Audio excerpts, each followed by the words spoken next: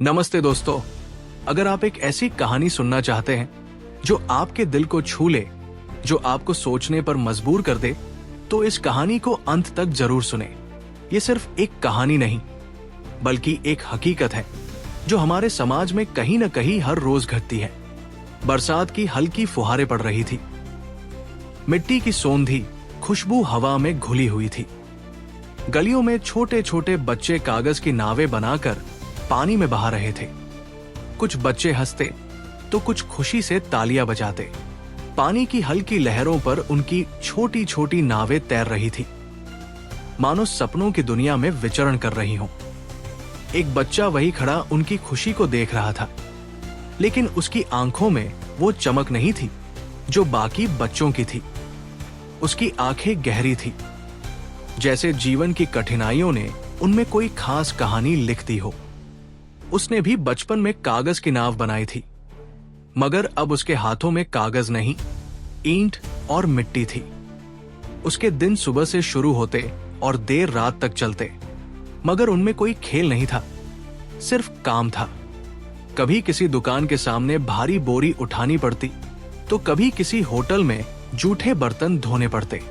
उसके नन्हे हाथों में जो किताबें होनी चाहिए थी, वहां अब सिर्फ मेहनत और जिम्मेदारियों की लकीरें थी।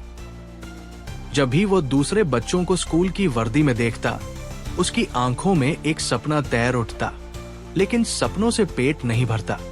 ये बात वो बहुत छोटी उम्र में ही समझ गया था। बरसात की उस शाम, जब बाकी बच्चे अपनी नावें पानी में छोड़ रहे थे, उसने भी एक कागज उठाया। वो उसे मोड़ने लगा जैसे बचपन में करता था, लेकिन इस बार उसकी नाव में वो मासूमियत नहीं थी जो पहले हुआ करती थी। नाव बनाते बनाते उसके हाथ ठिठक गए। उसे याद आया कि उसके पास भी कभी ऐसी ही एक नाव थी, जिसे उसने अपने पिता के साथ मिलकर पहली बार बनाया था। उसके पिता, जो अब नहीं थे, पास खड़े एक बच्चे ने देखा कि वो नाव बना रहा है और खुशी से चिल्लाया, अरे, तुम भी हमारी तरह खेलोगे? उसने हल्की मुस्कान दी, लेकिन कुछ कहा नहीं। उसने नाव को पानी में छोड़ा और देखा कि कैसे वो बह रही थी। उसके साथ ही उसके मन के कुछ एहसास भी बह रहे थे। क्या उसकी जिंदगी भी इसी पानी में बह गई थी? क्या उसका बचपन लौट सकता था? वही खड़ा एक आदमी ये सब देख रहा था। वो कुछ देर तक उसे देखता रहा, फिर धीरे धीरे उसके पास आया। तुम स्कूल क्यों नहीं जाते? उसने कोमल स्वर में पूछा। बच्चे ने सिर झुका लिया। काम करना पड़ता है, घर में खाने को कुछ नहीं होता। ये कहते हुए उसकी आवाज में कोई शिकायत नहीं थी, बस एक सच्चाई थी जिसे उसने कबूल कर लिया था। उसकी आंखों में कोई गुस्सा या दर्द नहीं था, बस एक स्थिरता थी, जैसे वो अपनी किस्मत से समझौता कर चुका हो। आदमी कुछ देर चुप रहा, फिर उसने अपनी जेब से कुछ पैसे निकाले और कहा, कल से तुम्हें स्कूल जाना चाहिए, मैं तुम्हारी फीस भरूंगा। बच्चा पहले तो चौंक गया, फिर उसकी आंखें चमक उठीं। उसे भरोसा नहीं हो रहा था कि उसकी जिंदगी भी बदल सकती है।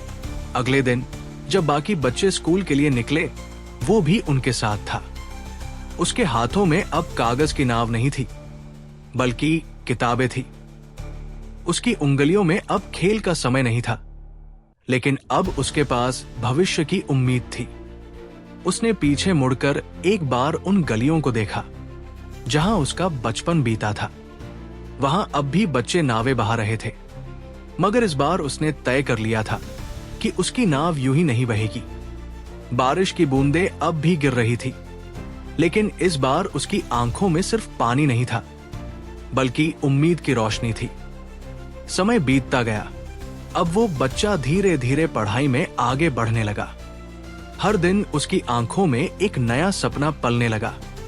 स्कूल में उसने कई दोस्त बनाए, मगर कहीं न कहीं उसकी परिस्थितियां उसे हमेशा दूसरों से अलग कर देती। वो दिन भर पढ़ाई करता और शाम को फिर से छोटे मोटे काम करके अपने घर वालों की मदद करता। लेकिन इस बार उसमें एक नई ऊर्जा थी, एक विश्वास कि वो अपनी जिंदगी को बदल सकता है। कई साल बीत गए। कड़ी मेहनत और संघर्ष के बाद वो बच्चा जो कभी गलियों में कागज की नाव बहाया करता था, अब एक बड़ा आदमी बन चुका था। उसने पढ़ाई पूरी करके एक अच्छी नौकरी हासिल की। वो अब अपने जैसे कई और बच्चों की मदद करना चाहता था जो गरीबी में अपना बचपन खो रहे थे। एक दिन जब बारिश हो रही थी, वो उसी गली से गुजरा जहां कभी उसने अपनी पहली नाव बहाई थी। वहां अब भी बच्चे कागज की नावें पानी में छोड़ रहे थे। उसने देखा कि उनमें से एक बच्चा किनारे खड़ा उन्हें बस देख रहा था, वैसे ही जैसे वो कभी देखा करता था। वो मुस्कुराया, उसके पास गया और धीरे से पूछा, तुम स्कूल क्यों नहीं जाते? बच्चे ने सिर झुका लिया। उसने अपना हाथ उस बच्चे के कंधे पर रखा और कहा, चलो अब तुम्हारी बारी है सपनों को साकार करने की। अगर आपको ये कहानी पसंद आई हो तो इसे लाइक करें, अपने दोस्तों के साथ शेयर करें और हमारे चैनल को सब्सक्राइब करना न भूलें, क्योंकि हर बच्चा चाहे कितनी भी मुश्किलों में क्यों न हो, सपने देखने और उन्हें पूरा करने का हकदार है। धन्यवाद।